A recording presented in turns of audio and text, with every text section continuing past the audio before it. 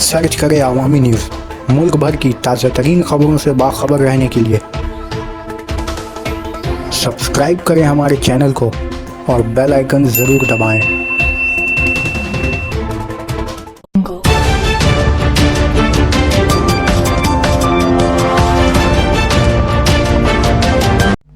बंगाल के मुख्तलिफ सरकारी अस्पतालों में आउटडोर सर्विस मुतासिर। इंडियन मेडिकल एसोसिएशन और दीगर तंजीमों की जानिब से नेशनल मेडिकल बिल के खिलाफ डॉक्टरों के मुजाहरे के नतीजे में उत्तरी बंगाल के कई सरकारी अस्पतालों में आम लोगों को परेशानी का सामना करना पड़ रहा है।